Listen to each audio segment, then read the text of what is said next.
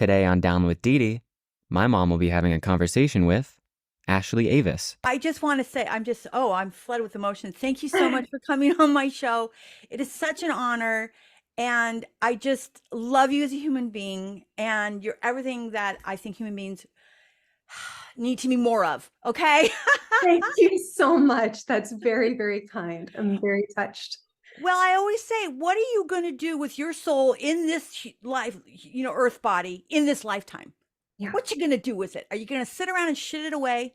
Or are you going to do something with your soul in this body in this lifetime? And really, that's what life's about for me. And so my recovery reminded me of that. And then I see people like you, and you just give me hope in mankind again. You give me hope again. And I want to say thank you for that. Thank you so much. Thank you, Dedee. That's very, very, and I completely agree. I think we can all change our small corners of the world. And if we pick one and pour our souls into it, we can make collective change. Well, that's so funny because I was just talking to DJ about that. I said, we Googled it. How many people are in the world again?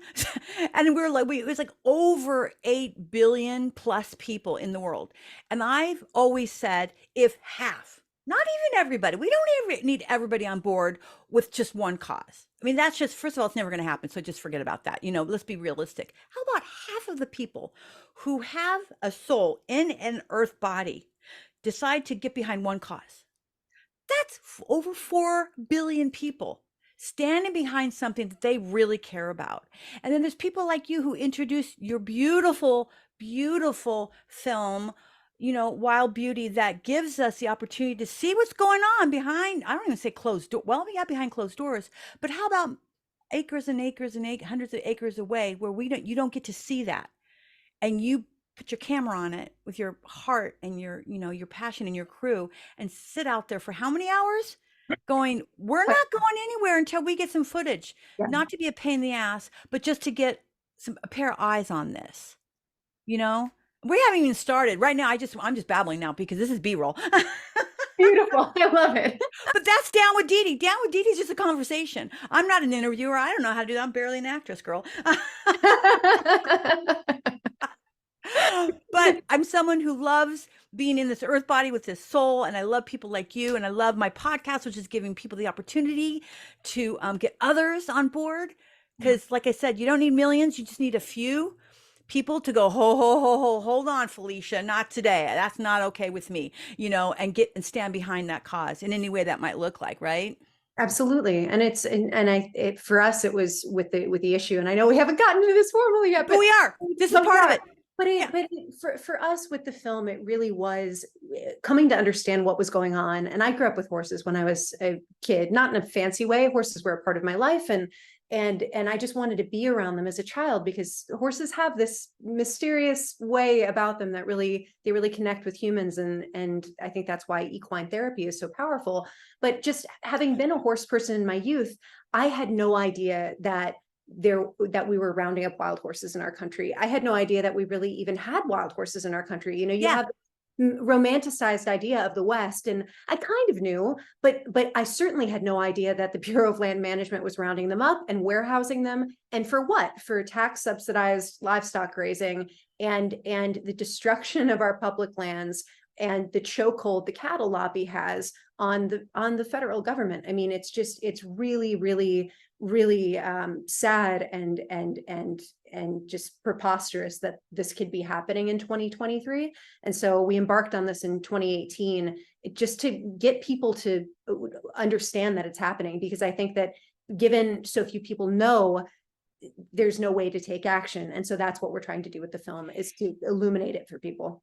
I just love this. I love you. This interview, or it's not an interview, it's a conversation, already started. I have a format that I do on my show. Well, we just blew that out of the water. You know why? Because today's a new day. You're a new person. And I just love you because you're giving me hope in mankind again. I love what you're doing. Your movie blew me away. I'm not going to lie. It devastated me. It upset me. It made me angry, but it also, the way you told the story was so beautiful. And it just right now, I said, Dedee, don't cry during this conversation, but it's really hard not to be touched with the way you told this story and the years of dedication that you and your team had to the movie Wild Beauty, to not just go get an Oscar or a nomination and all that kind of Hollywood stuff, but to bring attention to this which let's go there. It's against the law. What's happening, correct? It is. So there was in 1971, the Wild and Free Roaming Horses and Burros Act was signed into law, and we explore this in the film, that prohibits the capture, branding, harassment, and death of wild horses, a federally protected wild animal. And that's exactly what the Bureau of Land Management is doing. They are capturing horses, they are branding them with freeze brands, and they're killing them. Horses die in these roundups. They break their legs, they break their necks. Day-old babies, most people that are horse people know those as foals. These animals are being brutalized by the federal agency that has been tasked to manage them, and the Bureau of Land Management is certainly mismanaging them. And we're reaching a tipping point now in our country where we're going to have more wild horses warehoused in government holding facilities. Some of these places don't even have shade than we have out on the range, and that really needs to stop, or we're going to lose wild horses in our country. Well, can I also add, you are not making these claims. You're not just some activist who's just, out there pointing fingers and out to get, these people. That's not what's happening. You have footage of this happening. I saw the roundups in with the footage that you shot of how close these helicopters are being used to absolutely torture these wild horses.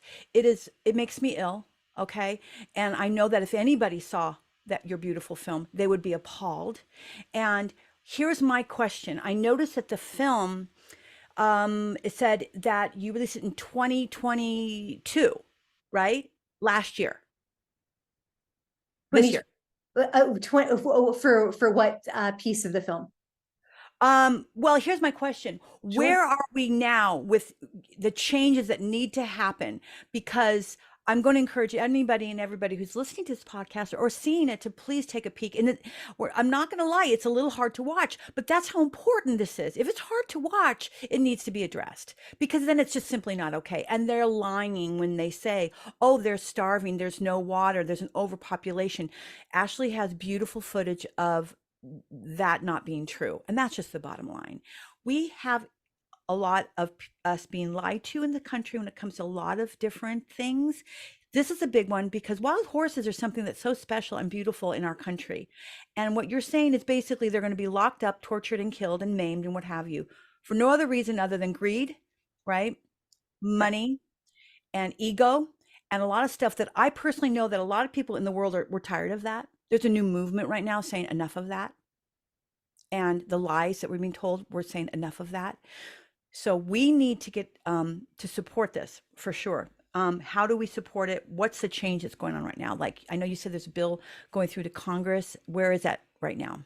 So what we're asking people to do is first educate yourselves. Please watch the film so that you can know what's happening and you can see with your own eyes the lies and the corruption that are befalling wild horses on our public lands. Like you just cited, it's absolutely true that there is a disinformation campaign that has been mounted against wild horses, that they're starving, overpopulated, being rounded up for their own good. It's not true. We spent years on the road documenting all of this. And again, in Wild Beauty, you can see with your own eyes, we go to a roundup, we film it. The Bureau of Land Management is saying, oh, the horses it's for future starvation, or, oh, they're starving on the range. And you train a camera on those horses and they're fat, they're healthy, their coats. They were amazing. They were free. They were beautiful. They had their own community out there minding their own damn business.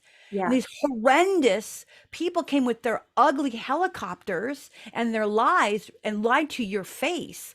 And you were filming exactly what was going on.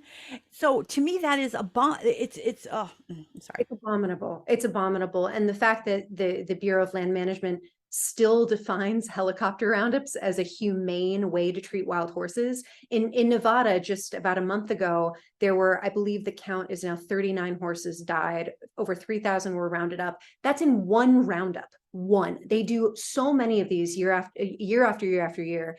And one wild horse, it was a very famous golden Palomino stallion, well known to photographers. I don't know why some of these states don't lean into tourism for wild horses, but this horse was really quite well known. He jumped the fence after he was rounded up. He ended up getting a compound fracture to a back leg. The Bureau of Land Management chased him for over half an hour with a helicopter and a mounted rider on horseback. Half an hour. that's the definition to me of animal cruelty. And I think that my opinion would be shared with a lot of other people, that you don't need to chase a horse with a, and I don't encourage anyone to actually look at those photos on the internet there, but it's the example of what is so broken and wrong within this federal agency, and how antiquated and how shut off a lot of, and I'm not saying everybody in the Bureau of Land Management is a bad person, but a lot of the people that we encountered, it's almost like it felt like there was an empathy cog missing for the horses, where they don't look at them like the intelligent, family driven animals that they are, empathetic, feeling animals, and they're able to do this to them. So one of the things we're trying really hard to support with the film, I see the film as a tool, as something that can be used by any organization that believes in this, any individual that wants to share it, to try to make change. And one of the things that we really believe in, and we're trying to support, and people can support too, is the Wild Horse and Burro Protection Act. That was reintroduced this year by Congresswoman Dina Titus. It's co-sponsored by Congressman Steve Cohen. Those are two massive wild horse champions.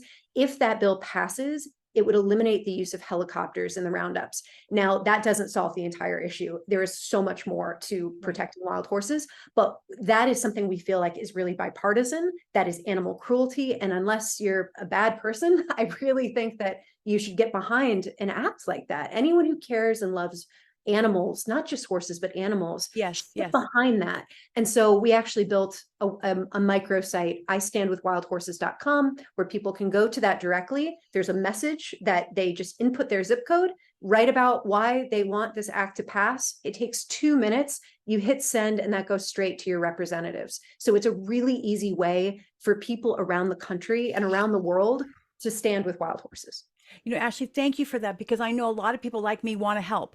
And, right now, a lot of organizations are asking for money, and I don't, and I know why they're doing that. Of course they are. We all need a little money to help get, our point across. But right now, the economy is so tough, and people, I'm an actor right now. We're all striking. You know what I mean? The times are really tough for everybody. So to even give $1 is really tough. But what I love is what you've done is make it easy to be part of the solution. And you don't have to even give up. If you got $1, great. Thank you. $5 even better. 10, hey, right? But just to click a button, put your name and say, I'm not okay with this. Because I agree with you. There is no way anybody can watch your film, or even just a trailer of your film or anything online, and say, oh, I'm okay with that. Because I got sober 5 years ago, and my rehab used equine therapy. So it's very personal to me. That horse, that horse could feel me, and I could feel him. All of us addicts who are sitting there just torn apart, a mess, withdrawing, and what have you, 30 of us in this, on this ranch with a vet who runs the equine therapy, and they use it for a lot of things, but especially rehab, and for people with disabilities and what have you, PTSD, trauma, anxiety, you name it. And the horses knew, they could feel you.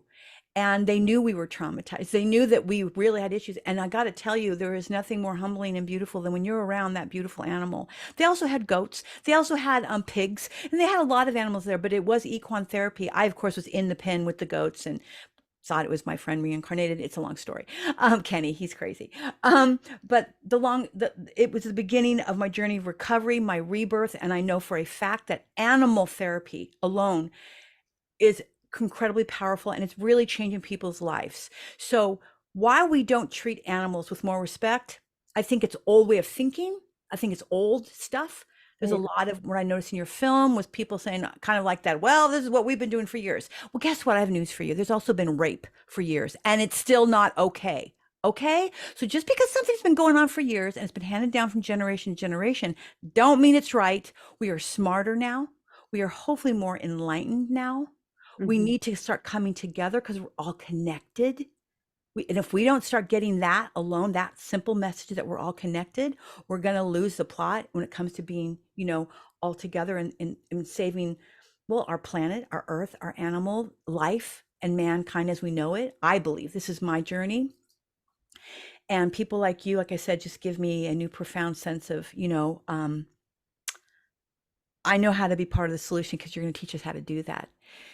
Ashley, is there anything else that you would like to add? Oh, can I ask you a quick question? course. When I was watching the film, okay, now we're going to go way off because here's real down with Dedee. I was watching and you were so calm. You were so together. I could feel your heart breaking, and your whole crew, by the way. And your dad was with you, your brother. I just love that. I love that. It's like me and my sisters and my brother. But you were so calm when you were talking to them, when they were lying to your face.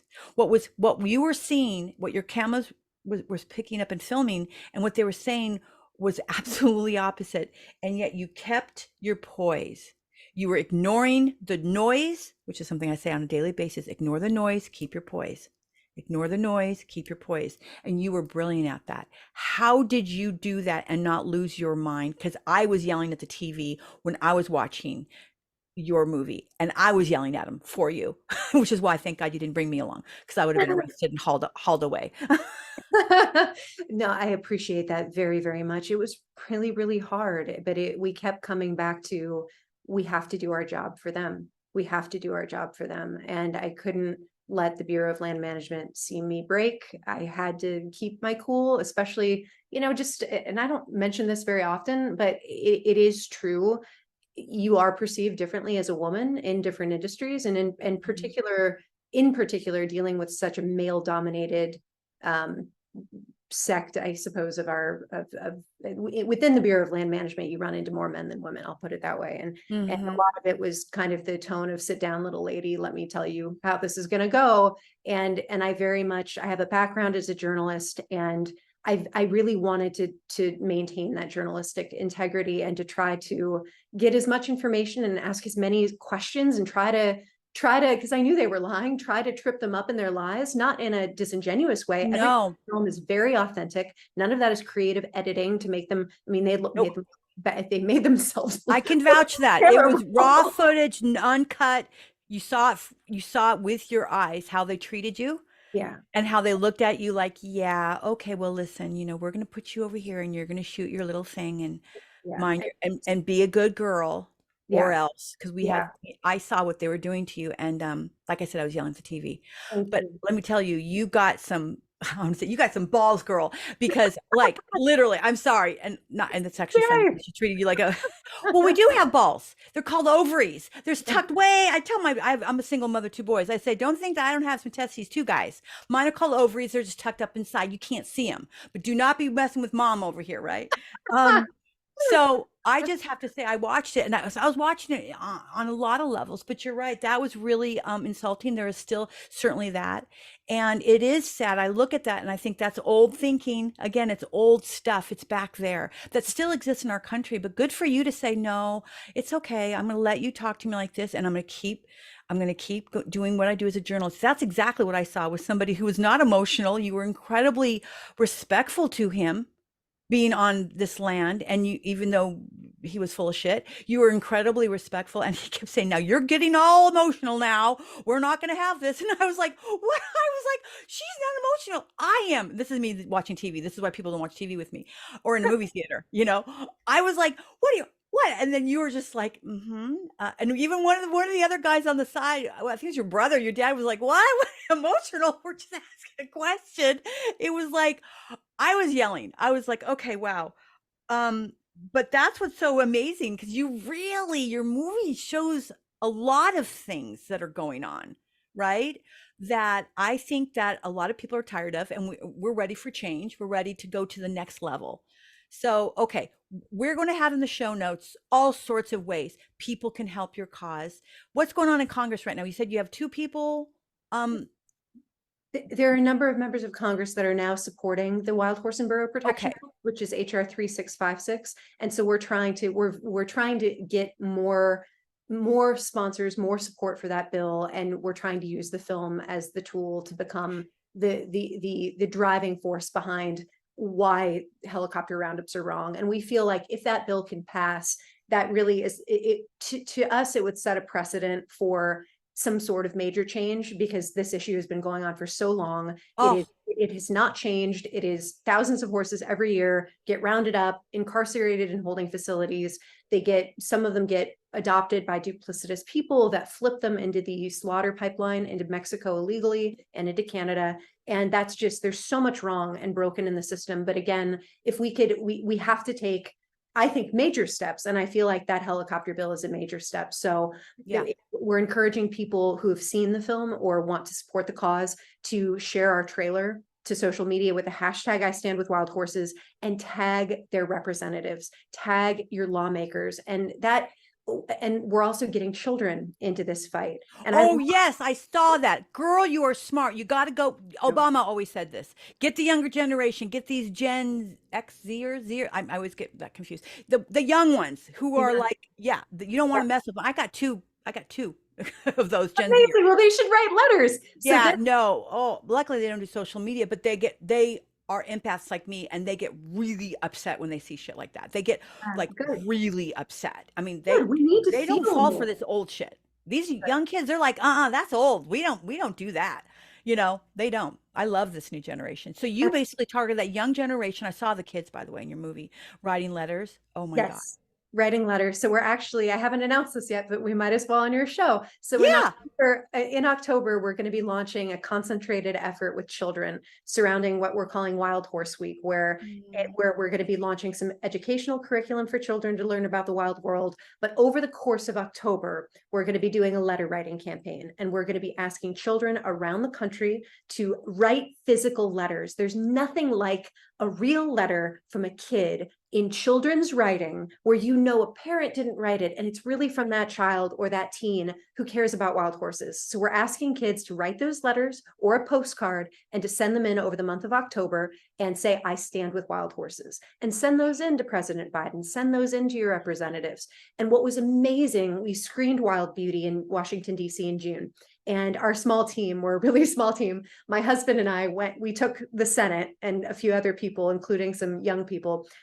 We all split up, and Ed and I went into the Senate. We went to every single office of every single senator. It took about 4.5 hours. Mm-hmm.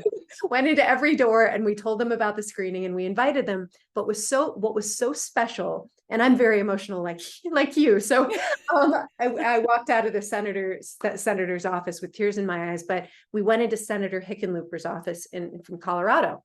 And I've done some tours with schools, and I've encouraged kids in person to write these letters.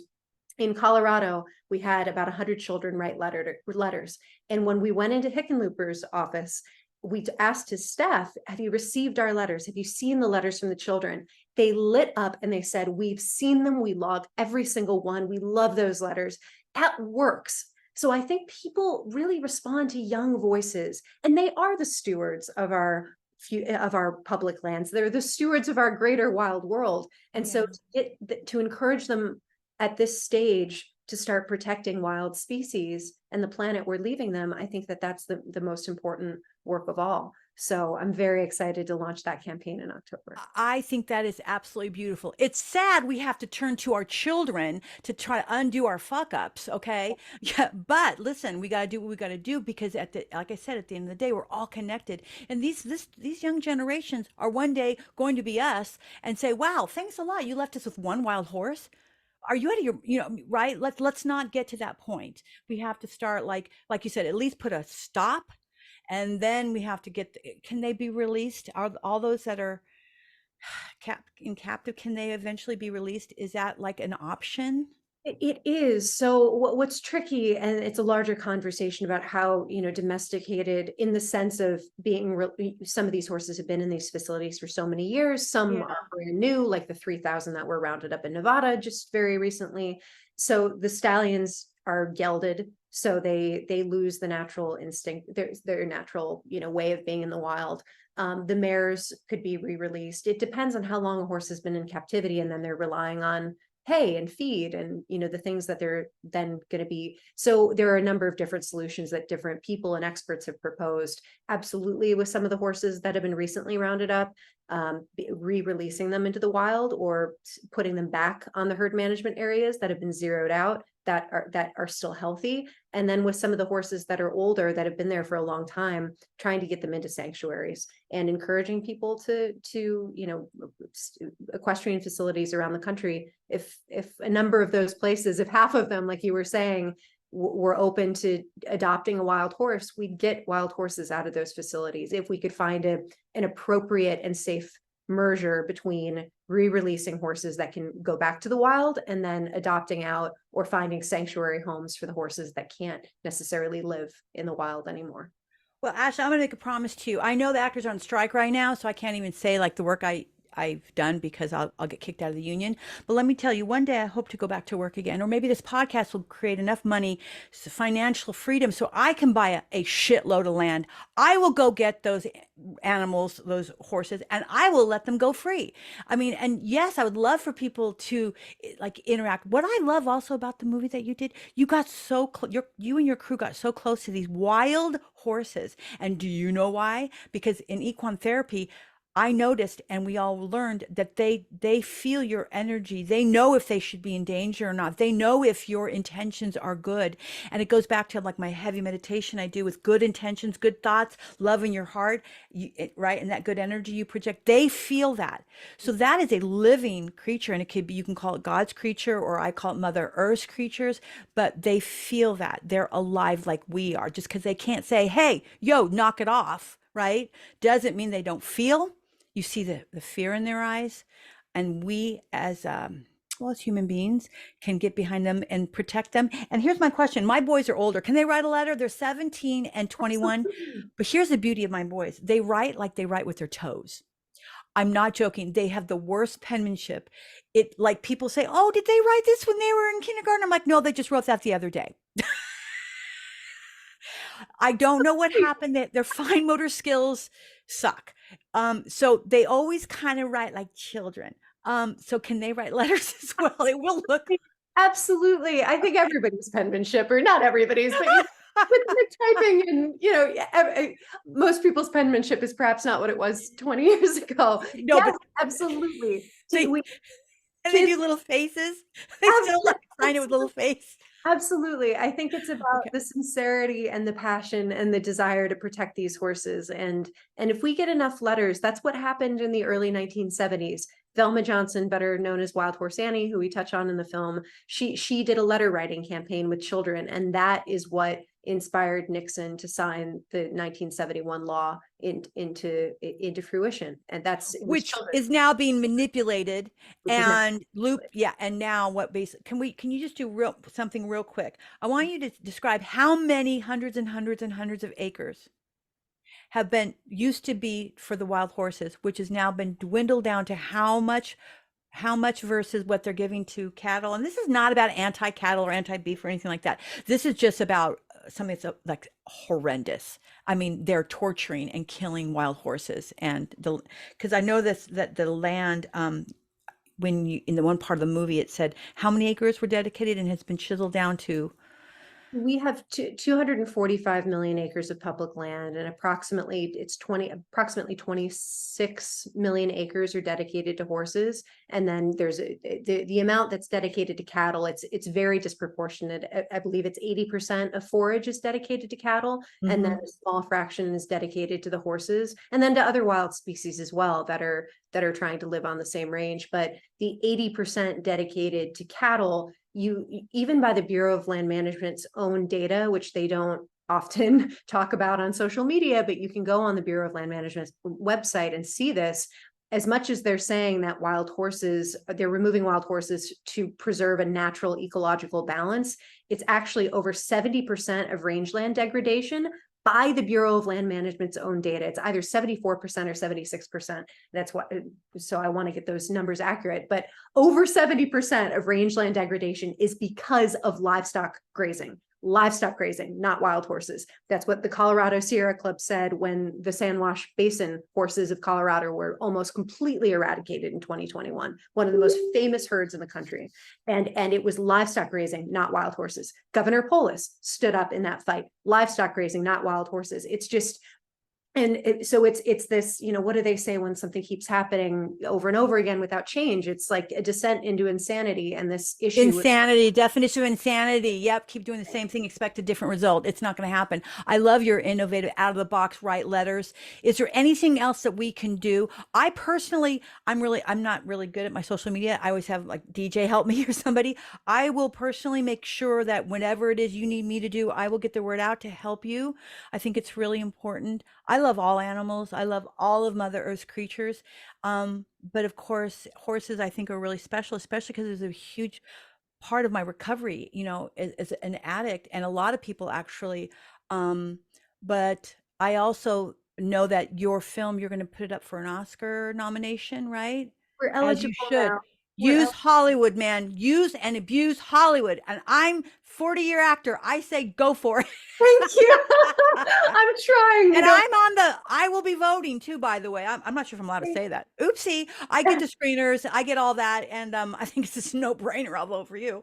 But it's funny. My producer DJ is also working with a document thing, and he'll talk about it later. But he was like, "Oh, girl, her film, it's a winner." I'm like, I know.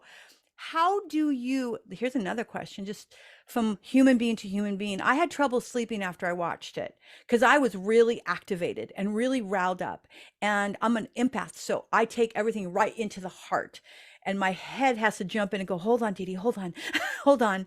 Because for those of us who care so much, where we watch something like that and it's almost where we turn our head or we fast forward or we stop it and say, I can't watch that. That is too painful. What do you say about those of us who are that emotional when we're watching footage like your beautiful movie, your documentary? I mean, what do you say I would about say that? thank you. I think people need to be more emotional nowadays, and I think that that's starting to happen with our children and with this Yeah. next generation. And I think that's deeply important, because if we don't care, what are we here for? And Well, it is about that balance, but it's also about the strength of not looking away as well. And that's what we tried really hard in the film, to find the balance where we didn't want, it's not made for children, but we wanted the film to be able to be seen by a 12 or 14-year-old that's strong and wants to raise their voice. So we feel like and what I tried to do very hard, and editing the film was very difficult in just going back and watching those roundups, which is nothing compared to what the horses went through. So I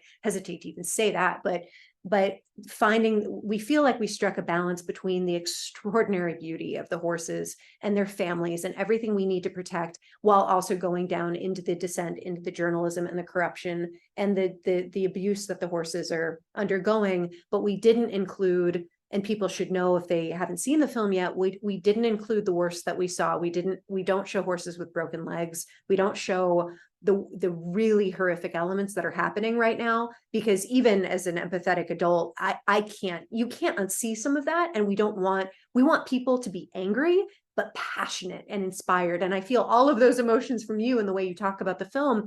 And that's what we need to make change. We need people to be able to watch the film and at the end say, I'm going to call my representative. I'm going to send a letter. I'm going to have my kids write letters. And the most power this film will ever have is this fall. It's basically starting right now into Okay. December. So that's why we're launching the initiatives with kids. We're trying to get to as many press outlets and actors who love who love animals and Yeah. who care about these messages, because it is going to take, I think, a tipping point of people talking about something, just like Blackfish, just like The Cove. We've got Yes. to reach that tipping point to have people talking about this project, this film, and these horses, which is the whole reason why we did Yeah. this fall, to make I change. mean, Ashley, let's call it for it. You don't need another award. Okay. You got plenty, nothing We're personal. no, and that's, like you said, that's not why we made it. It's not why we No, made it. I can tell that has nothing to do with why you made it, but getting it nominated and getting it out there on a larger scale is hugely important. You get everyone looking at it and go, "Oh my God, did you see that movie? Wild Beauty. Oh my God, that you have to do something about that, or just click on it. Just click, click, click, click, right? Go to the website, like you said, and put your name in there and say, Also, it takes the way policies and stuff work. You got to get it to the people who can actually start moving things. I know for a fact that these politicians don't listen until a number of people who vote them into office start to say, "Hey, you, Joe, not Joe Biden, but just Bill, whatever your name is, right? Mary, Betty, listen, I'm not happy with this. This is not okay. And if you want to get reelected, you better start standing up. I better hear your voice say this is not okay. Because we forget that we do have power. We just go, oh, well, I elected them in there and then they didn't do what I wanted them to do. Oh, really? Well, it's called supply and demand, right? They're going to keep doing it. If we keep buying it, they keep producing it. If we keep voting them in and they don't do what they say, then you vote them out. And you tell them straight up, I sent you 2,000 letters. Yeah. And you said, oh, that was really sweet. And you still didn't do anything. Excuse me, we're not okay with that. And you have to let them know you're not okay with that. So here's my question to you. Thank you for giving me hope in mankind again. Thank you for giving me and all the listeners and everyone who's watching this podcast a way to be part of the solution. I know this is probably a silly question. Ashley, if you could be reincarnated as any animal, what would it be and why? I don't even know if you would say a horse right now. Who wants to be reincarnated as a horse right now, considering what the federal government is allowing to have happen? But go ahead. I'm sorry. Go ahead. I feel like horses have been part of my life. They've been part of my life my entire life. And so I think that if I were to be reincarnated, I would ask the universe to choose the universe, however it prefers to be, the nebulous of the universe. I would ask it to choose for me. I think it would either be a horse or potentially a wolf. And wolves have been coming to my life more in this fight for the horses, because this fight ripples into other species and the eradication of other species. And the wolves have been coming into my life more in the past year, with just a lot of similarities with the wild horse fight and the eradication of wolves. And I feel like they're the next species that it feels perhaps I'm destined to try to help protect through my work as a storyteller. And so I've been thinking about wolves a lot lately. And I think when if my entire family was reincarnated, I think we would make a darn good pack of wolves, and we'd get to. I'm going to second that. I saw you guys out there. You guys are amazing. And by the way, I do have our mutual friend, Mitch, on my podcast here, and he talks about the wolves, and Mitch with the one whale, the orca, Vlad, the Russian orca, and how they're in malls right now.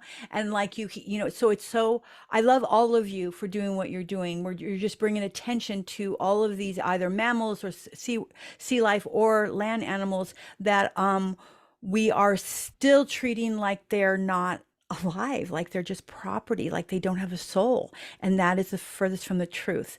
So I want to thank you for being who you are. I appreciate you. And I'm going to do everything I can to try to help get the message of your film out there, get a lot of letters, even from my two kids who do write like second graders.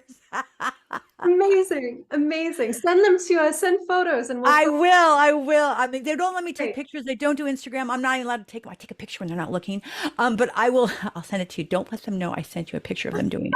And if it's posted, they won't know. They don't follow me, because it's not cool to follow your mom. They're teenagers. But Ashley, I can't thank you enough. And I would only be so grateful to have you on again. Our second season of Down with Dedee. So I want to do like an update on a lot of my guests, especially those of you who are in animal rights and animal welfare. I'd love to bring you back to say, well, last year when we talked about it, we were here, but now I'd love to have you back to tell us the helicopters, at least at the minimum, have been stopped, and maybe some other really good news. Will you come back? I would love to. I would absolutely love to. And knocking wood, and with all of our hearts, I think we have to fight to get those helicopters grounded and take this first major step in protecting wild horses. Thank you so much for having me, and the great questions and the lovely energy. This has been a blast. Thank you, Ashley. And I have another friend, Meryl Hemingway. I want you to be on her show too. She's a podcast. Okay, let's do it. We're gonna pass you around, girl.